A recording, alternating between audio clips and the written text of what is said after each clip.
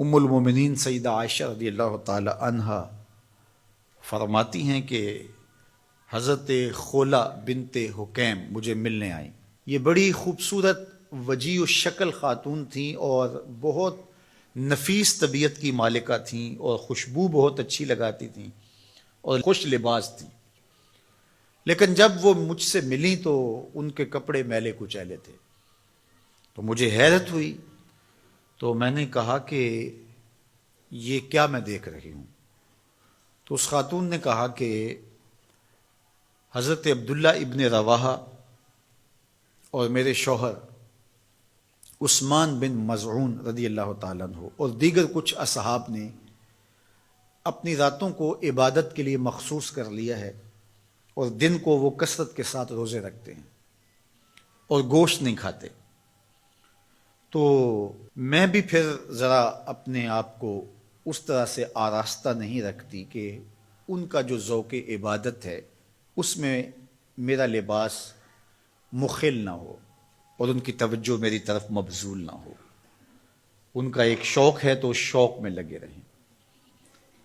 ام المومنین نے ان کے جانے کے بعد یہ بات حضور علیہ السلام کو بتائی کہ خولہ آئی تھیں اور انہوں نے یہ کہانی سنائی ہے۔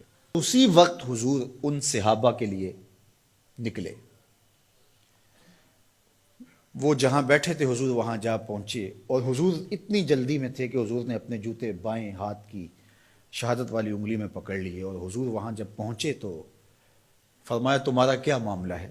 تو انہوں نے کہا جی ہم رات قیام کرتے ہیں، دن کو روزے سے ہوتے ہیں، گوشت نہیں کھاتے، اس میں ہم خیر کے طالب ہیں۔ تو آقا کریم علیہ السلام نے ارشاد فرمایا کہ تم رات کو قیام بھی کیا کرو اور رات کو سویا بھی کرو، روزہ بھی رکھا کرو اور افطار بھی کیا کرو، کسی دن رکھ لیا کسی دن چھوڑ دیا، اور اسی طرح جو کھانے پینے کے معاملات تھے تو اس میں بھی حضور نے ہدایت فرمائی۔ فرمایا کہ میرے رب نے مجھے سہل دین دیا ہے، یہ آسان دین ہے، یہ مشکل نہیں ہے۔ تو حضور نے فوراً جا کے اس چیز کی، اس امر کی تردید کی کہ یہ کوئی بات نہیں ہے کہ تم اپنے آپ کو مشقت میں ڈالو۔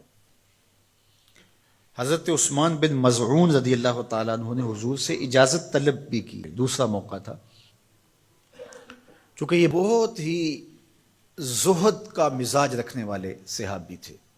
ویسے صحابہ میں غالباً 13واں یا 14واں نمبر ہے ان کا اسلام لانے کا۔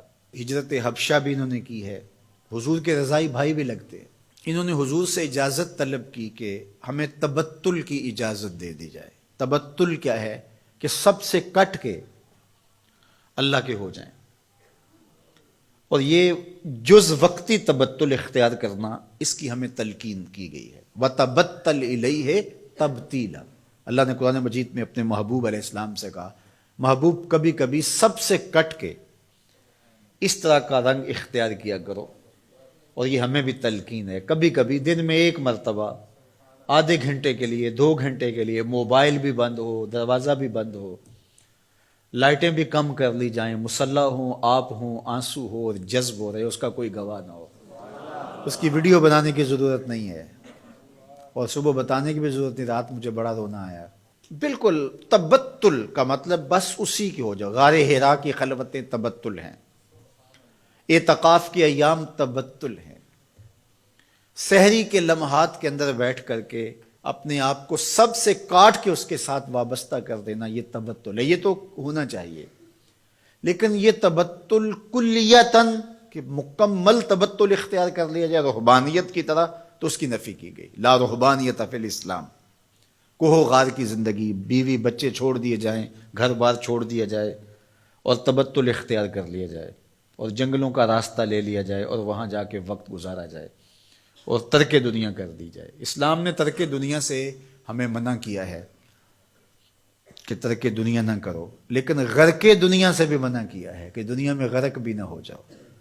صوفیہ فرماتے ہیں دنیا میں ایسے رہو جس طرح کشتی پانی میں رہتی ہے، کہ پانی میں رہتی ہے لیکن پانی کو اپنے اندر نہیں آنے دیتی، کیونکہ کشتی پانی میں رہے تو خود بھی تیرے گی، اپنے اوپر بیٹھنے والوں کو بھی ساحل پہ لگائے گی، لیکن اگر پانی کشتی میں آ گیا تو کشتی کو لے ڈوبے گا، کشتی کے مسافروں کو بھی لے ڈوبے گا۔ کہا تم دنیا میں رہو، دنیا تمہارے اندر نہ رہے۔ اگر دنیا تمہارے اندر آ گئی تو پھر تمہارا کچھ بھی باقی نہیں بچے گا۔ من نظر الی الدنیا نظر الحب اخرج اللہ تعالی من قلبہ نور الیقین والزہد۔ جو دنیا کی محبت میں غرق ہو جاتا ہے، اللہ اس کے دل سے زہد اور تقوی کے نور کو کھینچ لیتا ہے، پھر اس کے پلے کچھ بھی نہیں رہتا۔ تو یہ بھی منع کیا گیا ہے۔ لیکن دنیا ہی ترک کر دی جائے، دنیا ہی چھوڑ دی جائے اور کوہ و غار کی زندگی اختیار کی جائے، تو انسان کو اللہ نے بنایا ہی اسی لیے ہے کہ اس سے افزائش نسل ہو، معاشرت پیدا ہو، احکام شریعہ ہیں۔